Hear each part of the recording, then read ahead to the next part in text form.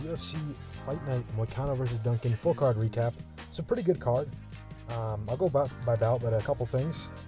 It's a pretty good card. I said in the description of my last video that like the content of the card was pretty bad as far as like the matchups and just like the prospect of a lot of the fighters.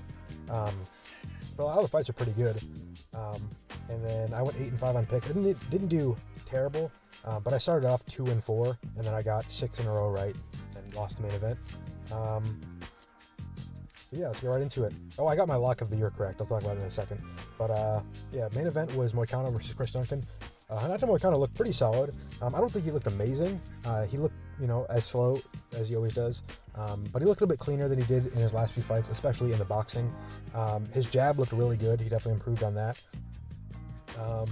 And he definitely had, a good read on Chris Duncan. He was checking low kicks. He was getting to the grappling. He wasn't super successful with getting takedowns, but he was able to pretty easily get into the clinch against Duncan. And in other fights, like, Ewing versus Estevam, it seemed like when Estevam failed takedowns in that fight, it looked like the momentum was shifting really heavily towards Ewing. But because Moicano was still sticking Duncan with the jab and winning a lot of the striking exchanges, it didn't seem like that big of a deal when he failed the takedowns. And I think things like that do have like a subconscious effect, or even like a psychosomatic effect on the cardio. I feel like people that know their, like Marab, for example, he fails a lot of takedowns in all of his fights, but he never gasses out. And I think a reason he might gas out less is because if he's shooting a takedown, he kind of knows there's a good chance he's going to get stuffed, so it's not like super demoralizing if he fails it. And we kind of got that from Moicano here. Even though he failed a couple takedowns in the first round, he still got good position in the clinch, and he was doing good in the striking, so it didn't seem like he was going to gas from that. And he came in the second round pretty fresh. And then the second round, more of the same. Moicano's popping the jab. I think he fails a takedown, and then he has an exchange where Chris Duncan comes in with, I think, a 1-2, and Moicano tries to counter with a 1-2, and he falls just short. And in that moment, you realize, like, okay, Duncan didn't counter with the left hook, and the distance was perfect for Moicano to throw the follow-up left hook after 1-2. So in the next exchange, I think Duncan also throws a 1-2 again. Moicano throws the 1-2, and then goes full power with the left hook. Doesn't turn it over all the way, kind of lands with, like, the thumb. It lands right at the temple of Chris Duncan, drops him, gets on top of him, and then he gets his back. I thought he was going to submit him right away. There's a point where they're against the cage, where Duncan was kind of on all fours, and Moicano looked like he got the choke in, and Duncan, I don't know if he was going to hand fight or if he was going to tap, but he lifted his hand up in front of his face like he was going to tap. And I don't think it was under the chin, but it was kind of over the jaw. Didn't tap, it kind of falls loose, and then Duncan falls to his back. So Moicano's on Duncan's back, and they both kind of have like their butt on the ground, kind of that seated back take position. And I thought, usually when you're in this position, the fight usually doesn't end there. Usually it carries on to the end of the round, especially because there was only like 2 minutes left in the round. I thought there was a pretty good chance that Duncan was going to survive and then have to, maybe he got 10-8'd, but there was a good chance he was going to come back around 3, 4, and 5. But he did end up giving up his neck and getting submitted. So what kind of looked good. He had a post-fight speech that I'm sure is going to go viral. But I don't really know what fights there is for him at lightweight. Brian Ortega is probably a pretty good matchup. Brian Ortega's been wanting to come up to lightweight for a while, and I don't know if they've made that matchup yet. So if they haven't, I think that's probably a good one. Did they fight? Oh, they did. Yeah, it'd be a good rematch because they fought at featherweight, but now they're both like super different fighters. Moicano is like a decent boxer with good wrestling and solid jiu-jitsu, and Ortega's like a punching bag. So it'd be interesting to see how that fight goes. But yeah, I think that's what they should do next. Co-main event was Janji Doba versus Tabitha Ricci, or Hichi or whatever. This is was my lock of the card, lock of the year. The fact that Janji Doba was only minus 125 was crazy to me because Ricci doesn't have any way to finish fights, and she's not like she's exceptional at striking or she's some savant when it comes to stuffing takedowns. And Janji Doba just shot. She had a pretty good takedown success rate in the first and second round. She got the back at one point. Never was really at any, great position to get a finish. Like whenever she was on the back, she was pretty high in the air. She was doing like the TP thing where you get on all fours and you stick your hips really high in the air, or your butt. for a lot of the round. So no submissions for James Joba, but she had pretty clear positional dominance and was landing some of the better strikes in the feet for the few moments that they were striking. And then round 3, she couldn't get the takedowns going. Ricci started to stuff them more, and not even really stuff them. It's just like they weren't as good. There were more shots into the clinch, and Ricci was able to stuff them, get an underhook, turn James Joba into the fence, and then break. But she just didn't have a ton on the feet. She landed a decent amount of good shots, but nothing super hard. Never rocked James Joba. Never was really at risk of getting a finish. And it's also a decision 29-28. I think one of the judges gave 30-27. Maybe that's fine. I don't remember James Joba really doing anything in the third.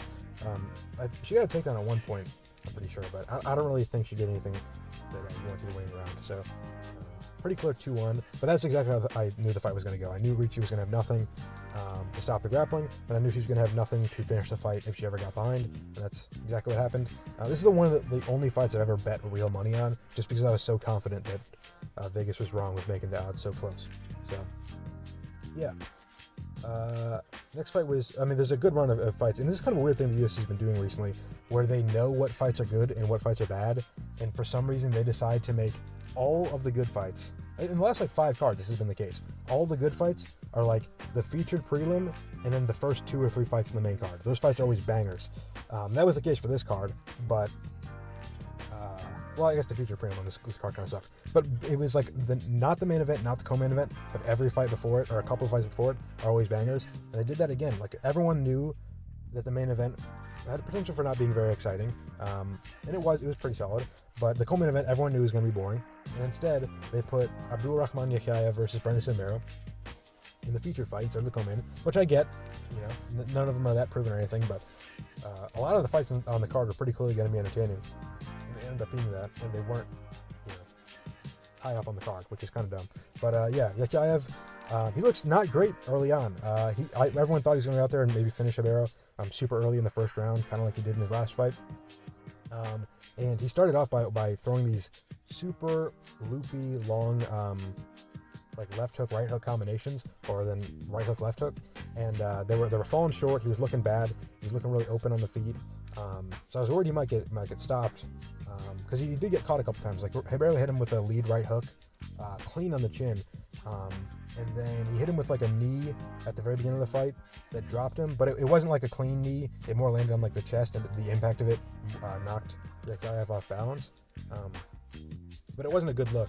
And then Ribeiro's about a minute into the fight. He's starting to get ahead on the feet, and it's oh shit, Yakhyaev needs to get something done to shift the momentum. And Ribeiro throws a head kick. It lands clean with a foot right on Yakhyaev's temple.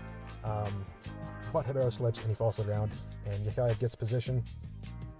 And then he ends up getting to the back and getting a rear naked choke. That was almost 3 rear naked choke finishes back to end the card. But Yakhyaev looked pretty solid once he got to the ground. I didn't know how great he was going to be, because even in the Contender Series fight, a lot of his grappling was in the clinch. And all we saw of him in the UFC so far is him head kicking a guy and then jumping on his back and submitting him. So I didn't know how great his grappling was going to be once he got in a grappling exchange. But Ribeiro's pretty solid. He was able to submit Diard Nergochet off of his back with the Kimura, which is pretty not easy to do. It's easier at the higher weight classes, but it's not exactly you need to be a pretty solid grappler to do that to a decent grappler. And Yakhyaev was able to just easily work, get dominant position, get the finish, kind of like we've seen, Hamzat and other Chechen fighters do. So I think Yakhyaev is going to be the real deal, but he is pretty open on the feet. So I don't know how long he's going to last if he fights like that. Ethyn Ewing versus Rafael Estevam was a great performance by Ewing. He was able to stuff the takedowns early on. Estevam started to slow down, and Ewing had great head movement. He was getting out of the way of pretty much everything. There were long exchanges where Estevam would throw 5, 6, 7 punches, and he would miss all of them. They would all get slipped.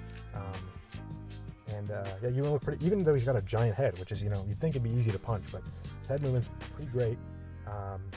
He was having a lot of success slipping and going to the head, but he couldn't land anything solid because Estevam was a little bit longer. Later in the second round, Ewing started to go to the body to end exchanges.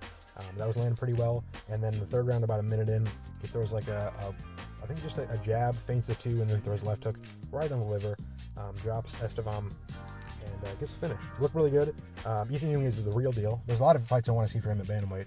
A bunch of them cross my mind. Against Alexandra Topuria that'd be a really good fight.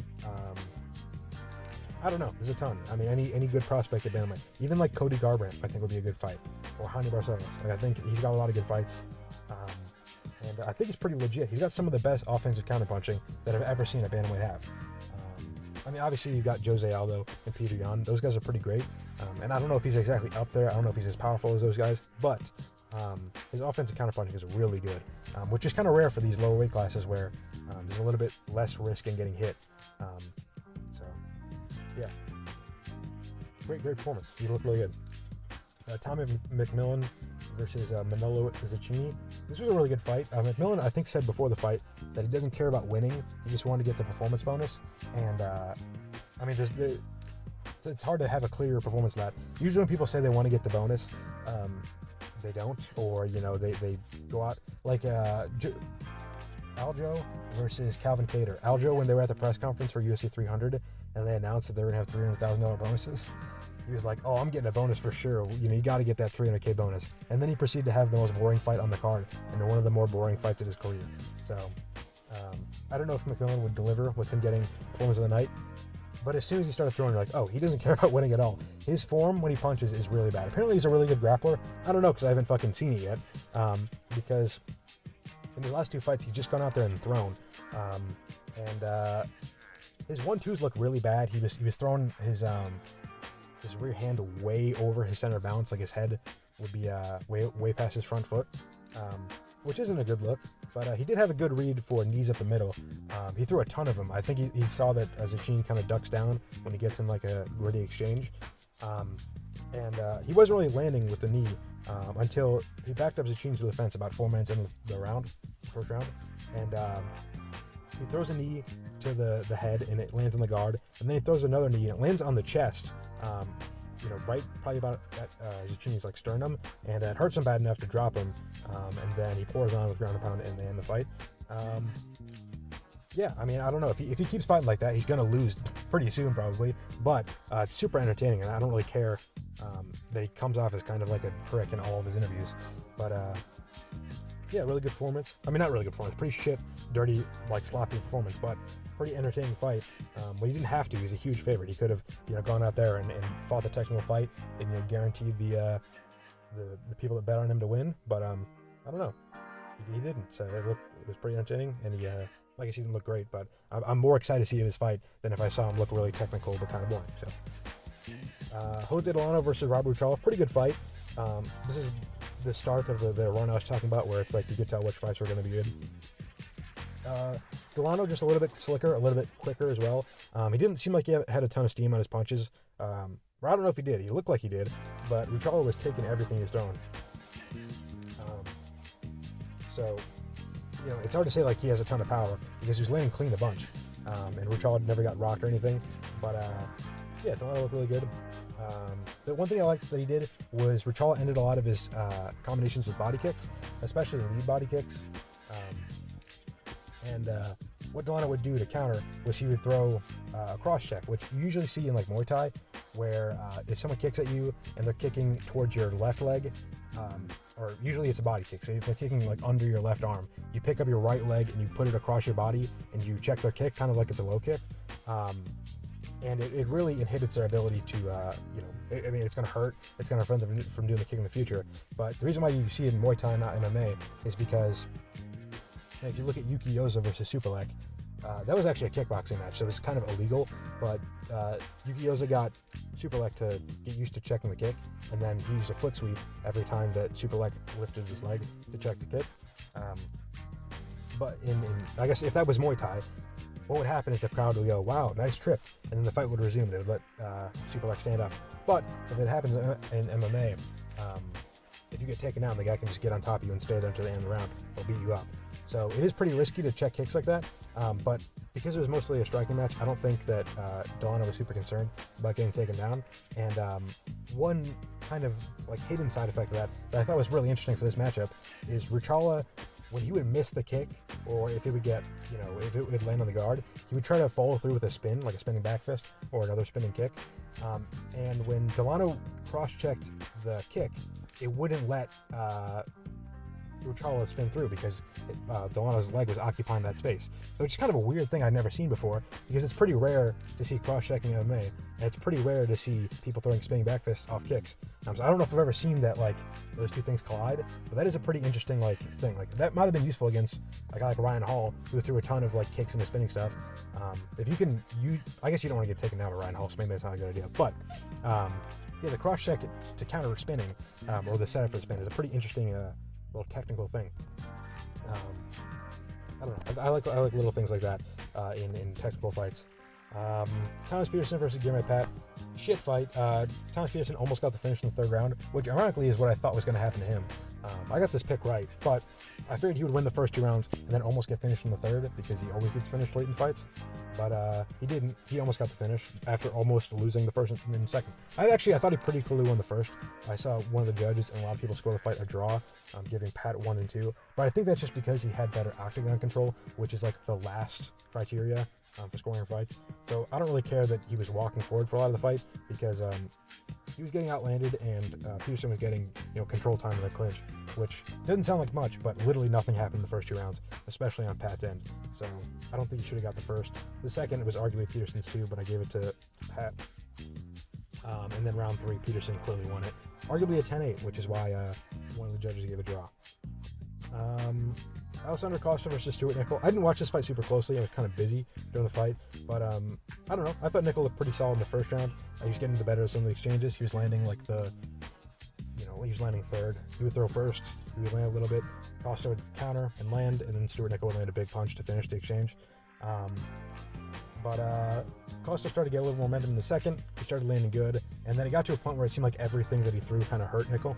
And then at the end of the second round, he threw a combination, ended with a left hook to the liver, very similar to Ethyn Ewing. It dropped Stewart, and then Alessandro Costa went to follow up, and the ref stepped in.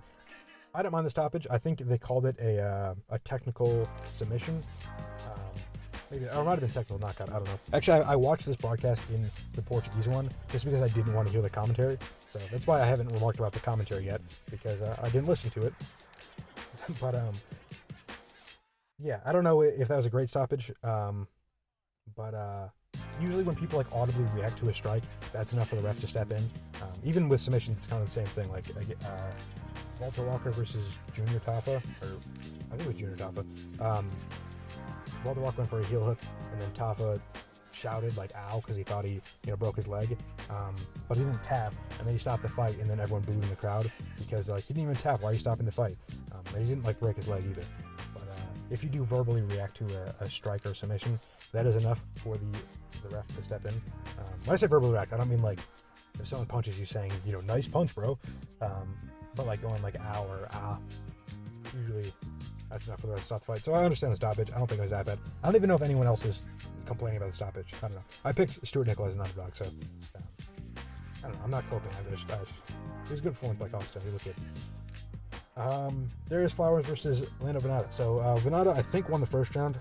I wasn't watching super closely, but he seemed to be outstriking Flowers with kicks at distance, and then Lando Vannata in the second round shoots a takedown, and Darius Flowers grabs him with both hands on the shorts to prevent the takedown, to keep himself standing, and then he picks up Lando Vannata and slams him, and Lando Vannata lands on his rib, or I don't know if I think he might have broken his rib earlier in the fight, but he landed on his side and his rib broke, and he submitted. So yeah, I don't love that Flowers kind of won based on that short grab, but if Vannata was injured anyway or already, then it doesn't really matter a ton to me. The ref should step in for that, but I don't think it's the biggest deal in the world. Oh, I forgot to mention with the Ruchala Delano fight, Ruchala egregiously grabbed the cage with both hands, and it wasn't even to prevent a takedown. It was to prevent Delano from coming up on his back, I think. So it wasn't even like to stop a takedown. But the ref immediately took a point at the first foul, and he also gave Delano position back, which I actually kind of like. I thought giving position was a little extra. Like I feel like if you take a point, that's enough to be like, okay, let's put the fight back on the feet at distance. But yeah, I'm glad that people are finally being punished for cage grabs, because literally last week we saw Tafik Masaev win exclusively because he got a cage grab. And I guess Spahman just pulled a couple of guillotines. But yeah, he basically won that because of cage reps. So I'm glad to see that some people are actually, getting punished for violating the rules. I don't know. Alice Pereira versus Haley Cohen. Haley Cohen didn't shoot any takedowns in the first round until about a minute left, which is super stupid because Alice Pereira didn't stop a single takedown or was able to get up for any of the takedowns after in her first fight. So Haley Cohen didn't do that. Both of them look really sloppy in the feet and are ending every exchange with a knee up the middle. I'm like, okay, someone's going to get KO'd by a knee up the middle, and it's probably going to be Cohen because she's shorter. I think she's shorter, and she's the one who's trying to get takedowns. Also, Alice Pereira is like literally all legs. Like her torso is probably 12 inches long, and her legs are like the rest of her height. But yeah, Haley Cohen didn't shoot any takedowns, and in the second round she was getting outstruck. She started to shoot a little bit more, but because it was later in the fight, and she hadn't had any success yet, Alice Pereira wasn't like exhausted at all. She wasn't, attritioned at all. So she's able to stuff them. She started beating Cohen up on the feet. Throws an exchange and ends it with a knee up the middle, and it lands right in the point of the chin. Puts Cohen out cold. Pretty slick knockout, if I'm going to be honest. But Alice Pereira is a shit fighter. And probably shouldn't be in the UFC, and definitely should not be winning with, a probably performance of the night bonus in the UFC. So, yeah, weird fight. But good for Pereira. Gets a nice knockout. Tresean Gore versus Azamat Bekoev. Bekoev, he had a very weird performance.